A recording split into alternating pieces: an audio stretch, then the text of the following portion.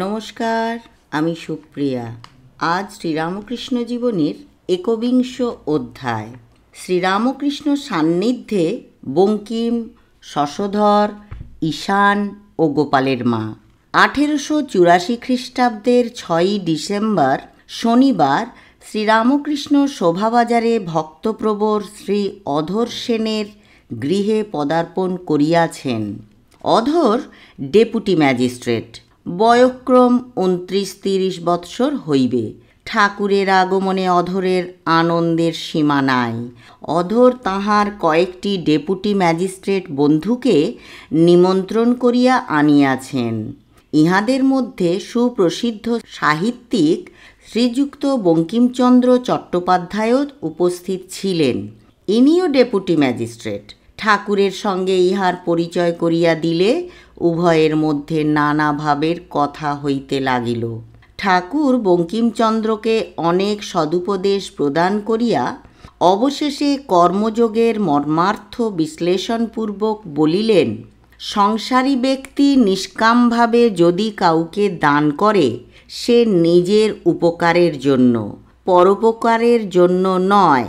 সর্বভূতে হরি আছেন, তাঁরই সেবা করা হয়। হরিসেবা হলে নিজেরই উপকার হলো, পরোপকার নয়। এই সর্বভূতে হরির সেবা শুধু মানুষের নয়, জীবজন্তুর মধ্যেও হরির সেবা যদি কেউ করে, আর যদি সে মান চায় না, যশ চায় না, মরবার পর স্বর্গ চায় না, যাদের সেবা করছে তাদের কাছ থেকে উল্টে কোনো উপকার চায় না, এরূপভাবে যদি সেবা করে, তাহলে তার যথার্থ নিষ্কাম কর্ম, অনাসক্ত কর্ম করা হয়। এইরূপ নিষ্কাম কর্ম করলে তার নিজের কল্যাণ হয়। এরই নাম কর্মযোগ। এই কর্মযোগও ঈশ্বর লাভের একটি পথ। তাই বলছি, যে অনাসক্ত হয়ে এরূপ কর্ম করে, দয়া দান করে, সে নিজেরই মঙ্গল করে। বাপ মায়ের ভিতর যে স্নেহ দেখো, সে তারই স্নেহ, জীবের রক্ষার জন্যই দিয়েছেন। দয়ালুর ভিতর যে দয়া দেখো, সে তাঁরই দয়া, নিঃসহায় জীবের রক্ষার জন্য দিয়েছেন। তুমি দয়া করো আর না করো, তিনি কোনো না কোনো সূত্রে তাঁর কাজ করবেন। তাঁর কাজ আটকে থাকে না। তাই জীবের কর্তব্য কি? তাঁর শরণাগত হওয়া, আর তাঁকে যাতে লাভ হয়, দর্শন হয়, সেই জন্য ব্যাকুল হয়ে তাঁর কাছে প্রার্থনা করা। আরও কিছুকাল এই প্রকার ধর্ম প্রসঙ্গের পর বঙ্কিমচন্দ্র বিদায় গ্রহণ করিলেন। কিছুদিন পরে শ্রীরামকৃষ্ণ শ্রীযুক্ত গিরিশ ও মাস্টারকে তাহার শানকিডাঙ্গার বাসায় পাঠাইয়াছিলেন। তাহাদের সহিত শ্রীরামকৃষ্ণ সম্বন্ধে অনেক কথা হয়। ঠাকুরকে আবার দর্শন করিতে আসিবার ইচ্ছা বঙ্কিম প্রকাশ করেন, কিন্তু কার্যগতিকে আর আসা হয় নাই। অতঃপর 27 ডিসেম্বর শনিবার ঠাকুর পঞ্চবটী মূলে দক্ষিণেশ্বরে ভক্ত সঙ্গে বঙ্কিম প্রণীত দেবী চৌধুরানীর কতক অংশ পাঠ শুনিয়াছিলেন এবং গীতোক্ত নিষ্কাম কর্মের বিষয়ে অনেক কথা বলিয়াছিলেন। নববিধান ব্রাহ্ম সমাজে ঠাকুরের সঙ্গলাভ করিয়া যখন খুব জমজমাট চলিয়াছে, সেই সময়েই পণ্ডিত শশধরের হিন্দু ধর্মের ব্যাখ্যা করিতে কলিকাতা আগমন হয়। সর্বত্র তখন এক আলোচনা, শশধর পণ্ডিতের ধর্মব্যাখ্যা। ঠাকুরও পণ্ডিতকে দেখিবার ইচ্ছা ভক্তগণের নিকট প্রকাশ করেন। 1884 খ্রিস্টাব্দে রথযাত্রা উপলক্ষে ঠাকুর যেদিন ঠনঠনিয়ায় শ্রীযুক্ত ঈশানচন্দ্র মুখোপাধ্যায়ের বাটিতে নিমন্ত্রণ রক্ষায় গমন করেন, সেই দিন সেখান হইতে তিনি কলেজ স্ট্রিটস্থ চাটুজ্যেদের বাসভবনে অপরাহ্নে পণ্ডিত শশধরকে দেখিতে যান। ইহার কয়েকদিন পরেই আবার পণ্ডিত শশধর আলমবাজার বা উত্তর বরানগরের এক স্থলে ধর্ম সম্বন্ধিনী বক্তৃতা করিতে আসিয়া সেখান হইতে ঠাকুরকে দর্শন করিতে দক্ষিণেশ্বর কালীবাটিতে আগমন করেন। পণ্ডিত শশধরকে দেখিতে দেখিতে ঠাকুরের অর্ধবাহ্য দশার মতো অবস্থা হইল এবং পণ্ডিতকে সম্বোধন করিয়া বলিলেন, ওগো তুমি পণ্ডিত, তুমি কিছু বলো। শশধর, মহাশয়, দর্শনশাস্ত্র পড়িয়া আমার হৃদয় শুষ্ক হইয়া গিয়াছে, তাই আপনার নিকটে আসিয়াছি ভক্তিরস পাইব বলিয়া। অতএব আমি শুনি, আপনি কিছু বলুন। ঠাকুর, আমি আর কি বলবো বাবু? সচ্চিদানন্দ যে কি তা কেউ বলতে পারে না, তাই তিনি প্রথম হলেন অর্ধনারীশ্বর। কেন না, দেখাবেন বলে যে পুরুষ প্রকৃতি দুই আমি, তারপর তা থেকে আরও এক থাক নেবে আলাদা আলাদা পুরুষ ও আলাদা আলাদা প্রকৃতি হলেন। সচ্চিদানন্দে যতদিন মন না লীন হয় ততদিন তাকে ডাকা ও সংসারের কাজ করা দুই থাকে। তারপর তাতে মন লীন হলে আর কোনো কাজ করবার প্রয়োজন থাকে না। এই সকল কথা বলিতে বলিতে ঠাকুর ভাবাবেশে একেবারে নির্বাক নিস্পন্দ হইয়া গেলেন। ভাবাবসানে আবার শশধরকে সম্বোধন করিয়া বলিলেন, ওগো পণ্ডিত, তোমাকে দেখলুম, তুমি বেশ লোক। গিন্নি যেমন রেঁধে বেড়ে সকলকে খাইয়ে দাইয়ে গামছাখানা কাঁধে ফেলে পুকুর ঘাটে গা ধুতে কাপড় কাচতে যায় আর হেঁসেলের ঘরে ফেরে না, তুমিও তেমনি সকলকে তার কথা বলে কয়ে যে যাবে আর ফিরবে না। পণ্ডিত শশধর ঠাকুরের ওই কথা শুনিয়া সে আপনাদের অনুগ্রহ বলিয়া ঠাকুরের পদধূলি বারংবার গ্রহণ করিতে লাগিলেন এবং তাহার ওই সকল কথা শুনিতে শুনিতে স্তম্ভিত ও আর্দ্র হৃদয়ে ভগবদ্বস্তু জীবনের লাভ হইল না ভাবিয়া অশ্রু বিসর্জন করিতে লাগিলেন। তারপর উল্টা রথের দিন ঠাকুর যখন বাগবাজারে বলরাম বসুর বাটিতে আগমন করেন, তখন পণ্ডিত শশধরও ঠাকুরকে দর্শন করিতে বলরামবাবুর বাটিতে স্বয়ং আগমন করেন এবং সজল নয়নে করজোড়ে ঠাকুরকে পুনরায় নিবেদন করেন, দর্শন চর্চা করিয়া আমার হৃদয় শুষ্ক হইয়া গিয়াছে, আমায় এক বিন্দু ভক্তি দান করুন। ঠাকুরও ভাবাবিষ্ট হইয়া ওই দিন পণ্ডিতজির হৃদয় স্পর্শ করিয়াছিলেন। ঠাকুরের জ্বলন্ত শক্তিপূর্ণ মহাবাক্যের ফলেই যে পণ্ডিতজি কিছুকাল পরে প্রচার কার্য ছাড়িয়া কামাখ্যা পীঠে তপস্যায় গমন করেন, ইহা আর বলিতে হইবে না। যাপক ঈশান ঠাকুরের বিশেষ প্রিয় ও অনুগ্রহপাত্র ছিলেন। জপ সমাধান করিয়া ঈশান যখন ঠাকুরের চরণে একদিন সন্ধ্যাকালে প্রণাম করিতে আসিলেন, তখন ঠাকুর ভাবাবিষ্ট হইয়া তাঁহার শ্রীচরণ ঈশানের মস্তকে প্রদান করিলেন। পরে বাহ্যদশা প্রাপ্ত হইয়া জোর করিয়া ঈশানকে বলিতে লাগিলেন, ওরে বামুন, ডুবে যা, কেবল ভাষা ভাষা জপ না করিয়া শ্রী ভগবানের নামে তন্ময় হইয়া যা। ঠাকুর ঈশানের বাটিতে মধ্যে মধ্যে শুভাগমন করিতেন এবং ঈশানও কলিকাতায় আসিলে প্রায়ই দক্ষিণেশ্বরে তাহাকে দর্শন করিতে আগমন করিতেন, নতুবা পবিত্র দেবস্থান ও তীর্থাদি দর্শনে যাইয়া তপস্যায় কাল কাটাইতেন।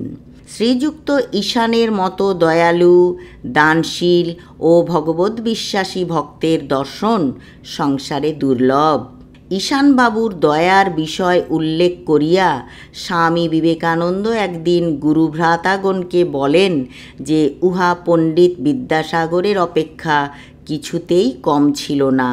পূর্বোক্ত তদানীন্তন মনীষী ও ভক্তগণ ভিন্ন যে সকল ভক্তিমতী নারী এই কালে দক্ষিণেশ্বরে ঠাকুরের দর্শন ও কৃপালাভ করিয়া ধন্য হইয়াছিলেন, তন্মধ্যে গোপালের মা শ্রীমতী অঘোরমণি দেবী, যোগীর মা শ্রীমতী যোগীন্দ্রমোহিনী বিশ্বাস, গোলাপ মা শ্রীমতী গোলাপ সুন্দরী দেবী, গৌরী মা শ্রীমতী মৃণালী দেবী, লক্ষ্মী দিদি শ্রীমতী লক্ষ্মীমণি দেবী প্রমুখের নাম বিশেষভাবে উল্লেখযোগ্য। দিব্য ভাবমুখে অবস্থিত ঠাকুর বিশিষ্ট সাধক ভক্তগণের সহিত কিরূপ লীলা করিয়াছেন, তাহারই অন্যতম দৃষ্টান্তস্বরূপ আমরা গোপালের মায়ের অদ্ভুত দর্শনাদির কথা পাঠক পাঠিকাকে এখানে সংক্ষেপে উপহার দিতেছি। পটলডাঙ্গার গোবিন্দচন্দ্র দত্ত কলিকাতায় কোনো এক বিখ্যাত সওদাগরি অফিসে মুৎশুদ্ধি ছিলেন। কামারহাটিতে গঙ্গা তীরে তাঁহার যে ঠাকুর বাড়ি ও বাগান আছে, গোবিন্দবাবুর তিরোধানের পর তাঁহার বিধবা পত্নী উক্ত উদ্যানবাটিতে শ্রী বিগ্রহের সেবা, জপ, ধ্যান, দান ইত্যাদি লইয়াই থাকিতেন। কামারহাটির ঠাকুরবাড়ির অতি নিকটেই গোবিন্দবাবুর পুরোহিত বংশের বাস। পুরোহিত নীলমাধব বন্দ্যোপাধ্যায় মহাশয়ও একজন গণ্যমান্য ব্যক্তি ছিলেন। গোপালের মাতা ইহারই ভগ্নী, পূর্ব নাম অঘোরমণি দেবী। বালিকা বয়সে বিধবা হওয়ায় তিনি পিত্রালয়েই বাস করিতেন। গোবিন্দবাবুর পত্নীর সহিত বিশেষ ঘনিষ্ঠতা হওয়া অবধি উক্ত উদ্যানবাটিতে ঠাকুর সেবাতে অঘোরমণির কাল কাটিতে থাকে। ক্রমে অনুরাগের আধিক্যে গঙ্গা তীরে ঠাকুর বাড়িতেই বাস করিবার ইচ্ছা প্রবল হওয়ায় তিনি গিন্নির অনুমতি লইয়া মেয়ে মহলের একটি ঘরে আসিয়াই বসবাস করিলেন। গিন্নির যেমন কঠোর ব্রহ্মচর্য ও তপানুষ্ঠানে অনুরাগ, অঘোরমণিরও তদ্রূপ। সেই জন্য উভয়ের মধ্যে মানসিক চিন্তা ও ভাবের অনেক বিষয়ে সাদৃশ্য ছিল। অঘোরমণির সম্বলের মধ্যে অলঙ্কারাদি স্ত্রীধন বিক্রয়লব্ধ ৫-৭ টাকা, তাহাও কোম্পানির কাগজ করিয়া গিন্নির নিকট গচ্ছিত ছিল। উহার সুদ লইয়া এবং সময়ে সময়ে বিশেষ অভাবগ্রস্ত হইলে মূলধনে যতদূর সম্ভব অল্প স্বল্প হস্তক্ষেপ করিয়াই অঘোরমণির দিন কাটিত। অঘোরমণি করে রাঁড়ি, কোনো দিনই স্বামীর সুখ জীবনে জানেন নাই। গিন্নি যে ঘরখানিতে তাহাকে থাকিতে দিয়াছিলেন তাহা একেবারে বাগানের দক্ষিণ প্রান্তে। ঘরের দক্ষিণের 3টি জানালা দিয়া গঙ্গা দর্শন হইত এবং উত্তরে ও পশ্চিমে 2টি দরজা ছিল। ব্রাহ্মণী ওই ঘরে বসিয়া গঙ্গা দর্শন করিতেন ও দিবারাত্র জপ করিতেন।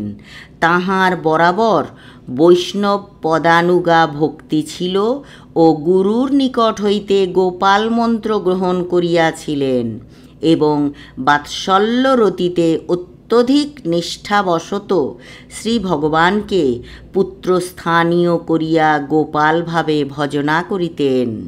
1884 খ্রিস্টাব্দের অগ্রহায়ণ মাস। শ্রীরামকৃষ্ণদেবের নাম তখন কলিকাতায় অনেকের নিকটেই পরিচিত।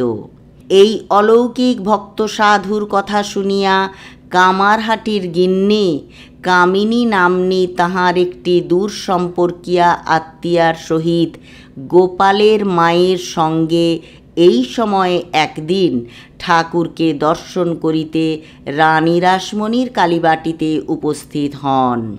ঠাকুর সেদিন ইহাদিগকে সাদরে স্বগৃহে বসাইয়া ভক্তিতত্ত্বের অনেক উপদেশ দেন ও ভজন গাহিয়া শুনান এবং পুনরায় আসিতে বলিয়া বিদায় দেন। এই প্রথম দর্শনের দিন হইতেই কামারহাটির ব্রাহ্মণী শ্রীরামকৃষ্ণদেবের দ্বারা বিশেষভাবে আকৃষ্ট হন। 2-4 মাস ঘন ঘন দক্ষিণেশ্বরে যাতায়াত হইতে লাগিল। ইতোমধ্যে শ্রীরামকৃষ্ণ দেবও একবার কামারহাটিতে গোবিন্দবাবুর বাগানে গমন করেন এবং তথায় শ্রীবিগ্রহের সম্মুখে কীর্তনাদি করিয়া প্রসাদ পাইবার পর পুনরায় দক্ষিণেশ্বরে ফিরিয়া আসেন। 1884 খ্রিস্টাব্দ। শীত ঋতু অপগত হইয়া কুসুমাকর সরস বসন্ত আসিয়া উপস্থিত। পত্র পুষ্প গীতিপূর্ণ বসুন্ধরা এক অপূর্ব উন্মত্ততায় জাগরিতা। এই সময় কামারহাটির ব্রাহ্মণী একদিন রাত্রি 3টার সময় জপে বসিয়াছেন। জপ সাঙ্গ হইলে প্রাণায়াম করিতে আরম্ভ করিয়াছেন। এমন সময় দেখেন শ্রী শ্রী রামকৃষ্ণদেব তাঁহার নিকটে বাম দিকে বসিয়া রহিয়াছেন। ভাবিলেন, এ কি, এমন সময় ইনি কোথা থেকে কেমন করে হেথায় এলেন? গোপালের মা বলেন, সাহসে ভর করে বাঁ হাত দিয়ে যেমন গোপালের বাঁ হাতখানি ধরেছি, অমনি সে মূর্তি কোথায় গেল, আর তার ভিতর থেকে 10 মাসের সত্যকার গোপাল হাত দিয়া দেখাইয়া এত বড় ছেলে বেরিয়ে হামা দিয়ে এক হাত তুলে আমার মুখপানে চেয়ে, সে কি রূপ আর কি চাউনি!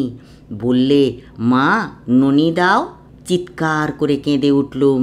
কেঁদে বললুম, বাবা আমি দুঃখিনী কাঙালিনী, আমি তোমায় কি খাওয়াবো? ননি ক্ষীর কোথা পাবো বাবা? কিন্তু সে অদ্ভুত গোপাল কি তা শোনে? কেবল খেতে দাও বলে। কি করি?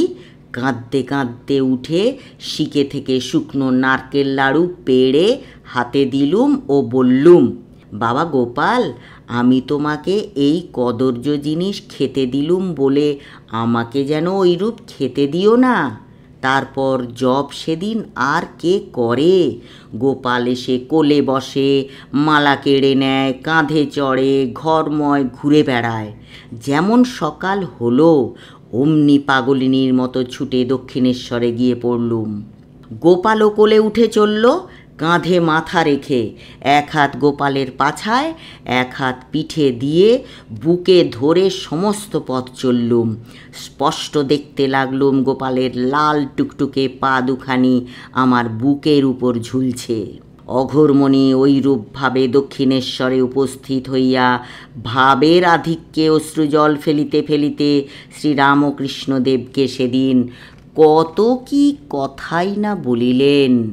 এই যে গোপাল আমার কোলে, ওই তোমার ভেতর ঢুকে গেল, ওই আবার বেরিয়ে এলো, আয় বাবা দুঃখিনী মায়ের কাছে আয়, ইত্যাদি বলিতে বলিতে দেখিলেন চপল গোপাল কখনো বা ঠাকুরের অঙ্গে মিশাইয়া গেল, আবার কখনো বা উজ্জ্বল বালক মূর্তিতে তাহার নিকটে আসিয়া অদৃষ্টপূর্ব বাল্যলীলা তরঙ্গ তুফান তুলিয়া তাহাকে একেবারে আত্মহারা করিয়া ফেলিল। সে প্রবল ভাব তরঙ্গে পড়িয়া কেই বা আপনাকে সামলাইতে পারে? সমস্ত দিন কাছে রাখিয়া স্নানাহার করাইয়া কথঞ্চিত শান্ত করিয়া সন্ধ্যার কিছু পূর্বে শ্রীরামকৃষ্ণদেব গোপালের মাকে কামারহাটি পাঠাইয়া দিলেন। ফিরিবার সময় ভাবদৃষ্ট বালক গোপালও পূর্বের ন্যায় ব্রাহ্মণীর কোলে চাপিয়া চলিল।